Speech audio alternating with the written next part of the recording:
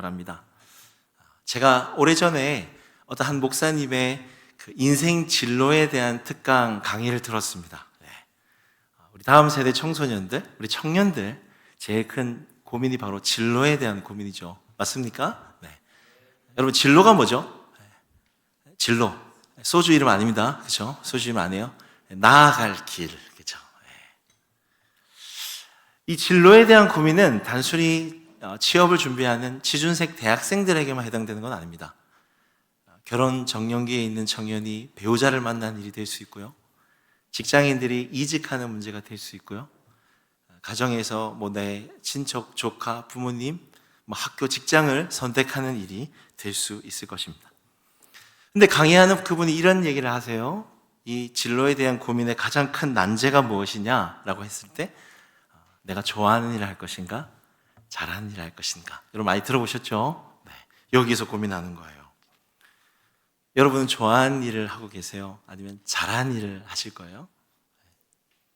어떤 걸 선택하시겠습니까? 네. 고민이 되시죠? 좋아하는 거 하려고 하니까 마음은 행복한데 굶어 죽을 것 같고, 잘하는 거 하려고 하니까 돈은 버는데 마음의 기쁨은 없는 것 같아요. 그죠? 그래서 그런 상담들도 많이 합니다. 야, 너 좋아하는 거 열심히 하면 그거 잘하게 돼. 너 좋아하는 거 해봐. 아니면 어떤 분은 너 잘하는 걸 해서 돈 좀 벌어가지고 그 다음 네 좋아하는 취미나 하고 싶은 것도 해봐. 그렇게도 많이 이야기한다고 합니다. 근데 제가 이분 강의를 듣다가 이분이 그런 얘기를 해주세요.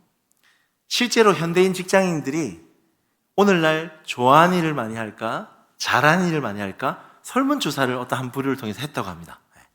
근데 결과가 어떻게 나왔냐면요. 좋아하는 일을 하고 있는 사람이 20%, 잘하는 일을 하고 있는 사람이 30%.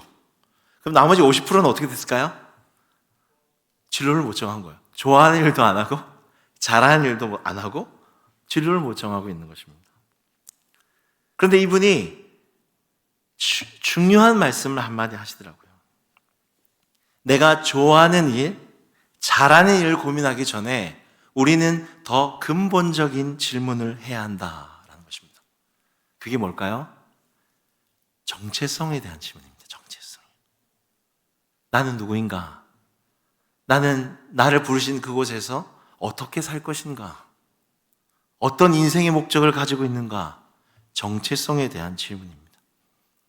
이 근본적인 정체성에 대한 질문이 확실하지 않으면 내가 좋아하는 거 할까? 잘하는 거 할까? 돈을 얼마나 벌까? 이것만으로는 인생의 진로가 결정될 수 없다라는 것입니다. 저는 이 강의 들으면서 참 성경적이다라는 생각이 들었어요. 맞아요. 여러분, 하나님이 우리 인생의 설계도를 가지고 계세요. 하나님이 여러분 지으셨습니다. 하나님이 여러분 부르신 곳에서 여러분을 향한 목적과 계획이 있어요. 이 분명한 정체성이 세워지지 않으면 좋아하는 거, 잘하는 거, 돈 버는 거 이것만으로는 길을 찾을 수가 없어요. 정체성이 분명하면 길이 보이는 거예요. 저를 따라합니다. 정체성이 분명하면 길이 보인다. 여러분, 오늘 우리가 읽은 이 본문은 인생의 정체성에 대한 말씀입니다. 새로운 인생을 출발하는 아브라함에게 한 해를 새롭게 이 3월까지 시작하고 있는 저와 여러분에게 우리가 누군지, 우리가 어떤 삶을 살아야 하는지 그 정체성을 말해주고 있는 것이죠. 우리 1절과 2절 읽었지만 우리 다시 한번 읽어볼까요? PPT 띄워주시겠습니까? 같이 읽어보겠습니다. 시작. 여호와께서 아브라함에게 이르시되 너는 너의 고향과 친척과 아버지의 집을 떠나 내가 내게 보여줄 땅으로 가라. 내가 너로 큰 민족을 이루고 내게 복을 주어 내 이름을 창대하게 하리니 너는 복이 될지라. 여러분, 이 글자를 자세히 보십시오. 여러분, 아브라함의 당시 이 구절을 보시면 네 고향, 친척, 아버지의 집은요 아브라함의 정체성입니다. 당시 사람들이 자기를 어떻게 소개했냐?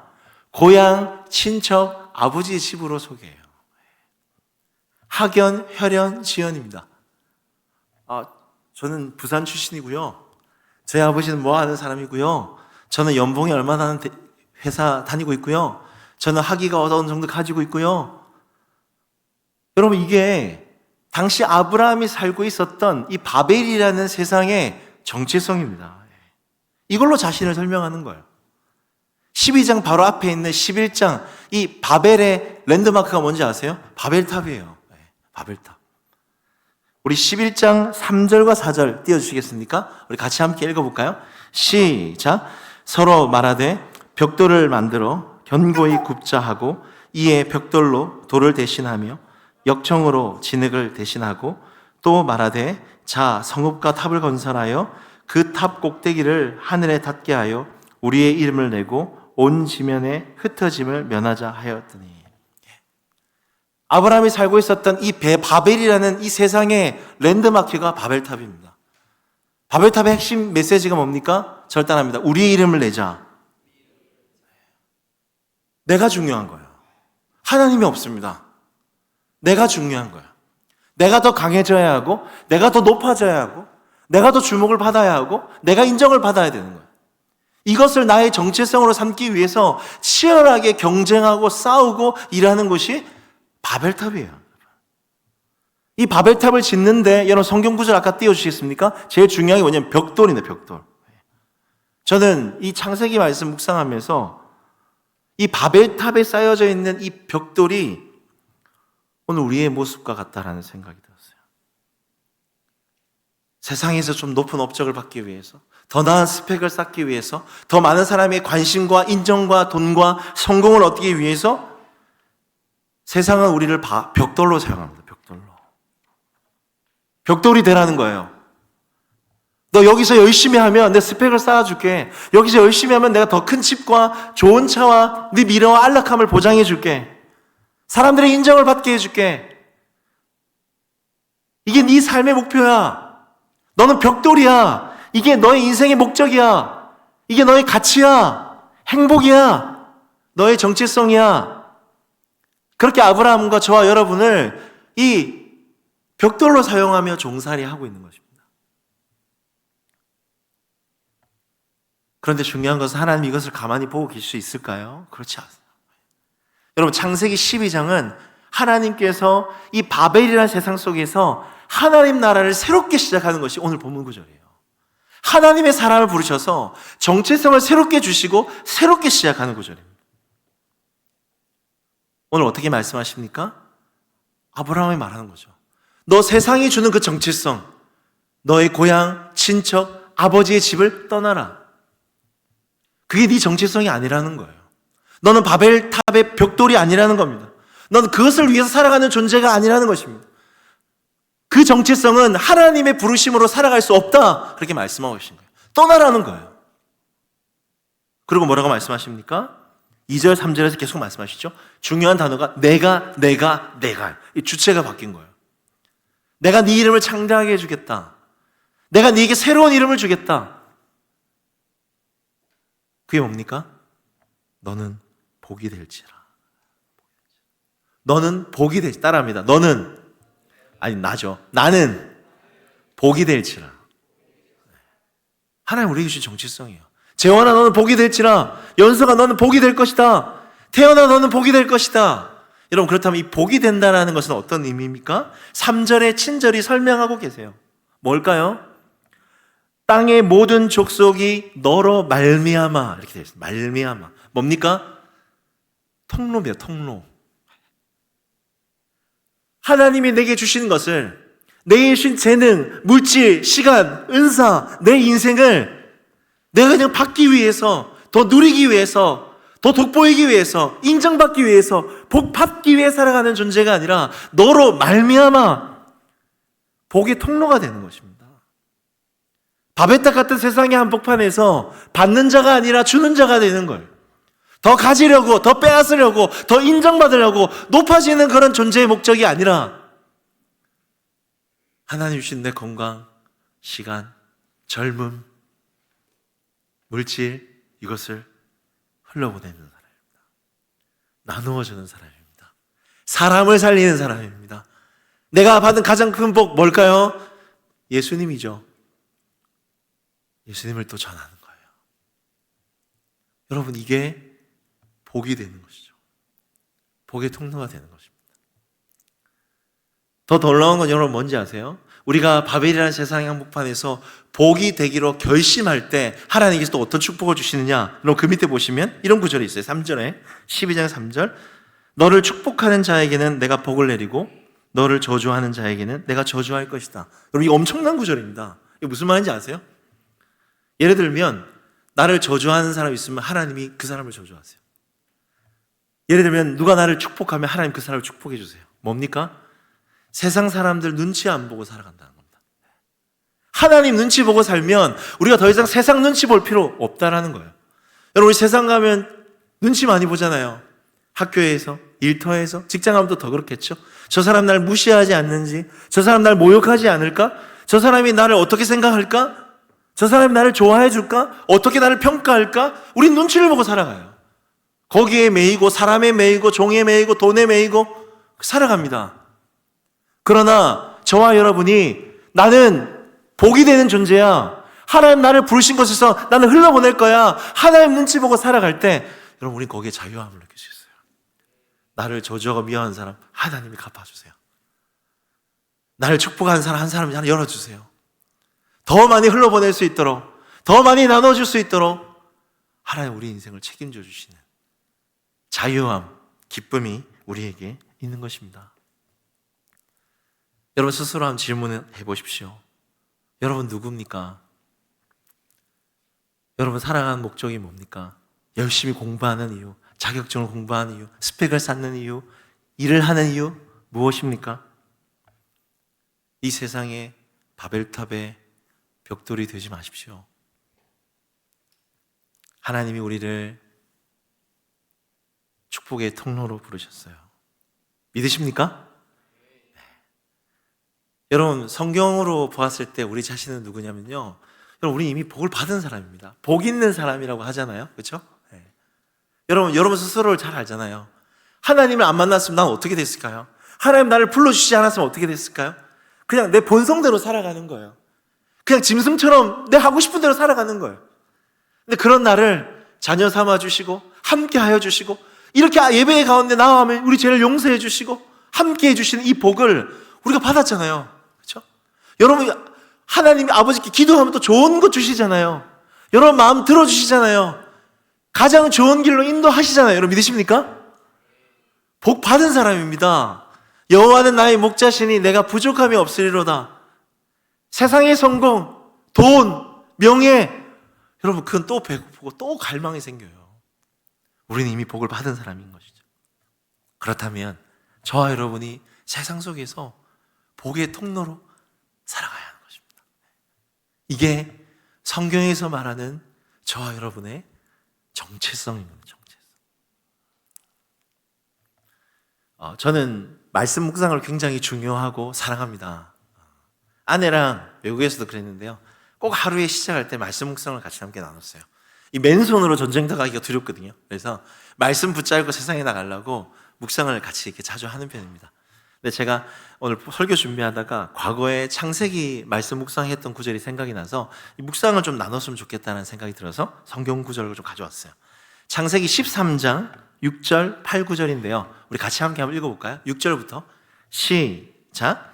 그 땅이 그들이 동거하기에 넉넉하지 못하였으니 이는 그들의 소유가 많아서 동거할 수 없었음이니라. 8절 시작.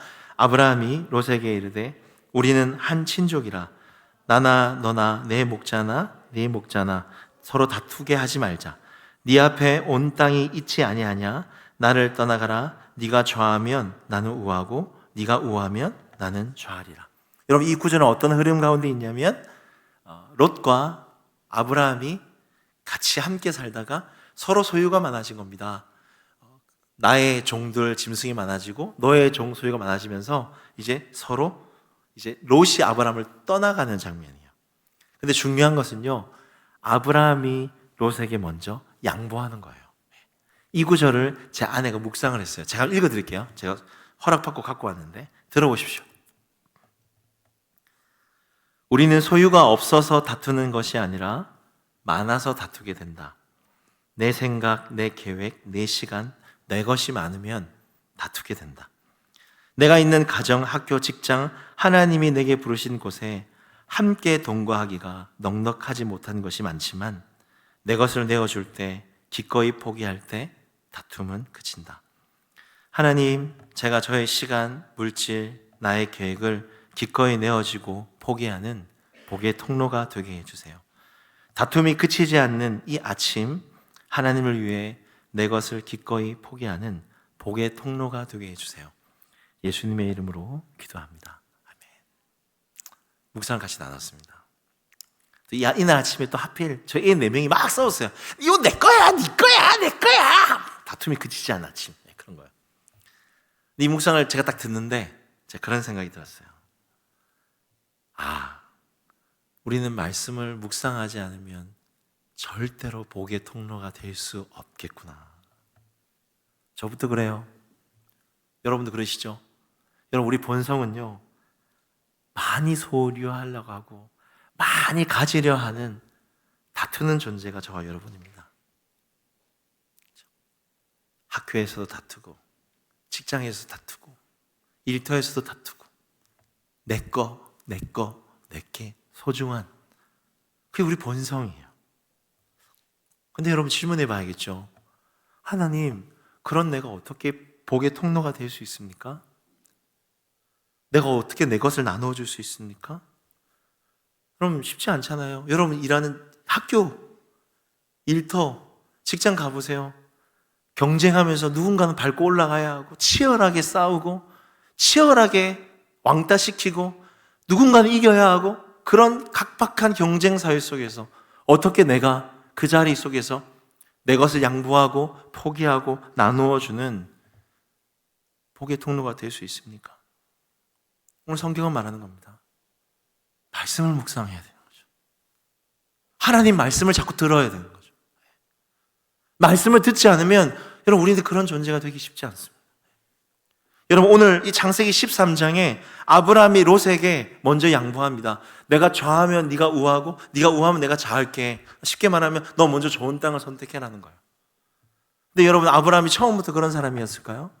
아브라함이 삼촌이라서 그렇게 양보했습니까? 아니에요, 여러분. 이 13장 바로 앞에 12장에 보시면요, 아브라함은 지독히 자기밖에 모르는 사람입니다. 자기 아내를 누이라고 속이면서 왕에게 2번이나 팔았던 사람이에요. 내 건강, 내 안전, 내 것, 내 삶, 내 인생을 너무나 중요하게 여기는, 다른 사람을 불편하게 하는 철저히 세상의 정체성으로 가득 차 있는 사람이 아브라함이었습니다. 그러나 하나님께서 그런 아브라함에게 끊임없이 다가가셔서 말씀하시는 거예요.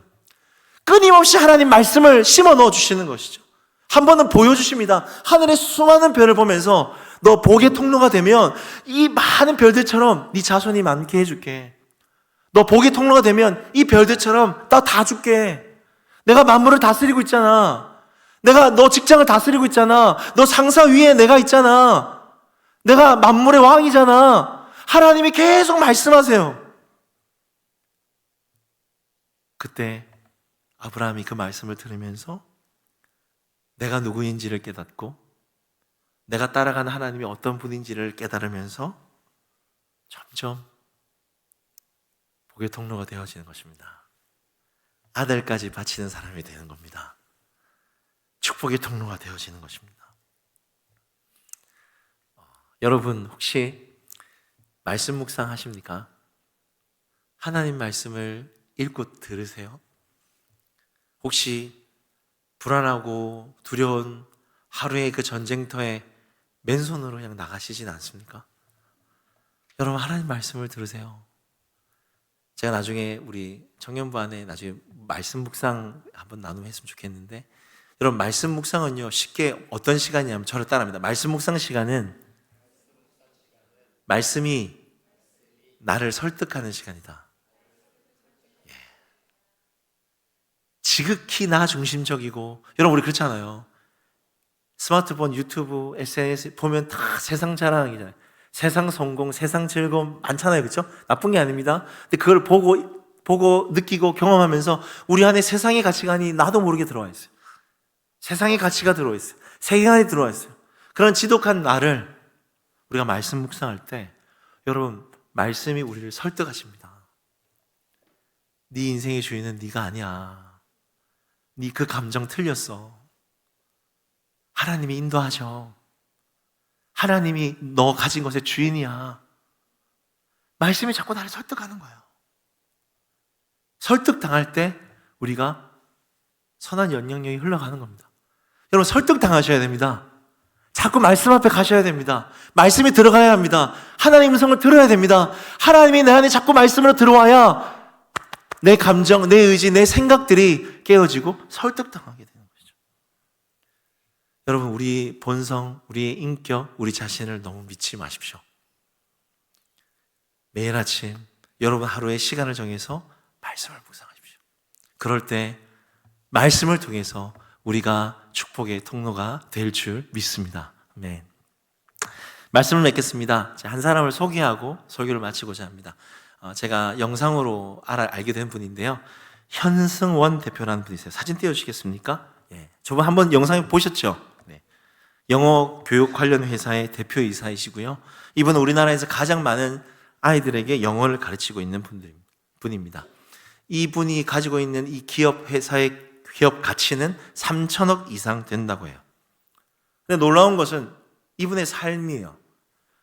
회사의 수익이 3천억 이상의 가치를 가지고 있고 개인 수익도 있는데 중요한 것은 자신의 그 받은 물질을 가지고 선교사들 건물 짓고 교회 짓고 선교사님도 도와주고 어려운 사람 도와주면서 기부 금액만 100억.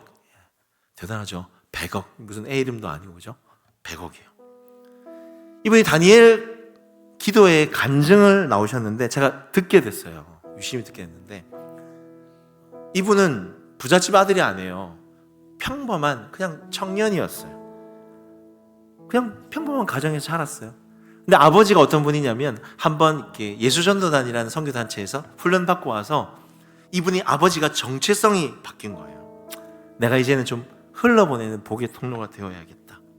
그래서 이분 아버지께서 아들 현승원과 자녀들을 다 불러놓고 마음을 먹었습니다. 한 해 시작할 때 우리가 가진 이 수익들을 가지고 흘러보내자. 좀 선교비로 나눠주자. 그래서 이 가정은 한 해 처음 1월 딱 시작할 때 뭐 하냐면 가족끼리 모여서 선교 후원 보낼 선교사 가정들을 이렇게 정해요. 한 30가정이 된다면 이 가정에서. 여러분 30가정이면 굉장히 많은 겁니다. 여러분 교회 주보 보셨죠? 주보에 이 선교지 나오잖아요. 한 가정에서 교회가 아니라 30가정을 선교비를 보내고 후원한다는 건 엄청난 건 거죠. 이 가정이 그렇게 하는 거예요. 하나님 그 이후로부터 이 가정에 복을 주시기 시작하는데 이 현승원이라는 청년은요 외국에 유학 경험도 없고 영어를 특별히 막 이렇게 잘하고 외국 경험이 전혀 없는 사람이에요. 그런데 이분이 영어를 잘 가르치는 강사들의 이 강의들을 영상들을 보면서 영어 교육 노하우를 터득한 거예요. 그래서 컨텐츠를 만들었는데 그 컨텐츠가 이제 대박이 난 거죠. 하나님은 큰 복을 주셨어요. 회사 대표로 성공한 것입니다. 40대에 3천억이 넘는 기업 가치의 오너가 된 거예요. 제가 이분의 간증을 자꾸 들어보면서 제가 어떤 확신이 들었냐면 이분은 인생의 정체성이 분명한 사람이구나. 강의할 때마다 이런 말들 하더라고요. 내가 가진 모든 것은 하나님의 것입니다. 다 하나님이 주신 것입니다. 그래서 저는 계산기 돌리지 않아요. 머리 쓰지 않아요. 그냥 저는 단순하게 흘러보냅니다. 청지기 의식을 강조했습니다. 여러분 청지기 의식 뭔지 아죠? 주인의 소유를 관리하는 사람을 청지기라고 하는 것이죠. 40대인데 인생을 단순하게 사는 거예요. 제 나이 또래거든요. 복잡하게 이 나이 때 3천억 정도 돈을 벌면 차도 좋은 거 살고 부동산도 사고 여행도 가고 인생을 좀 복잡하게 살아갈 수 있는데도 불구하고 청년회 때 단순하게 이거 하나님 거지, 성자님 도와드려야겠다, 교회에 지워야겠다, 나누어 줘야겠다, 원래 내 것이 아니잖아, 하나님 주신 거잖아, 흘러보내는 삶을 살아가는 것입니다. 제가 이 강의를 들으면서 한 가지 마지막으로 깨달은 것이 있습니다. 뭐냐면 우리 하나님이 정말 모든 것을 주실 수 있는 분이신데, 다 가지신 분이신데, 능력과 가진 것이 많으신 분이신데 왜 오늘날 크리스찬 청년들이 하나님께 이 놀라운 복들을 현승원 대표처럼 누리지 못할까 생각해 보니까 이유는 딱 한 가지더라고요. 정체성. 많이 부어주고 많이 더해주고 많이 채워줘도 믿을 만한 사람이 없는 것입니다. 믿을 만한 청년이 없는 거예요. 정말 하나님이 흔들어 넘치도록 채워주시고 더하여 주시고 지혜도 주시고 물질을 주셨을 때 정말 분명한 정체성을 가지고 하나님에 대한 분명한 정체성을 가지고 단순하게 살아갈 수 있는 그런 믿음, 신앙이 있는 믿을 만한 청년이 없기 때문이 아닐까요? 전 여러분들이 그런 사람이 되었으면 좋겠어요. 좋아하는 거 할까? 잘하는 거 할까? 어떻게 돈을 벌까? 어떻게 성공할까? 여러분, 그게 아닙니다. 나는 하나님 나를 부르시는 곳에서 나는 어떻게 살아야 하는가? 땅의 모든 족속이 너로 말미암아 복을 받을 것이다. 바벨이라는 세상 속에 바벨탑의 벽돌이 되어서 더 올라가려고, 더 잘 나가려고, 더 성공하려고 땀을 흘리고 청춘을 바치는 그런 허비한 어리석은 인생이 아니라 하나님, 나는 이 청년의 때 하나님 주신 건강과 열정을 가지고 하나님 주신 재능을 가지고 시간을 가지고 단순하게 하나님을 위해 살겠습니다. 나는 복의 통로입니다. 나는 하나님의 정직입니다. 내가 가진 모든 것은 하나님의 것입니다. 저를 따라해 주시겠습니까? 나는 복의 통로입니다. 나는 하나님의 정직이입니다. 내가 가진 모든 것은 하나님의 것입니다. 여러분, 성경적인 정체성을 분명히 가지세요. 그럴 때 하나님 여러분에게 다 주실 거예요. 열어주실 거예요. 밀어주실 겁니다. 믿으십니까? 그렇게 하나님 우리를 부르시는 곳에서 축복의 통로로 살아가는 우리 하람 청년들 한 사람 한 사람 되시기를 주님의 이름으로 부탁드립니다. 우리 같이 함께 찬양하고 기도하며 나가십시다.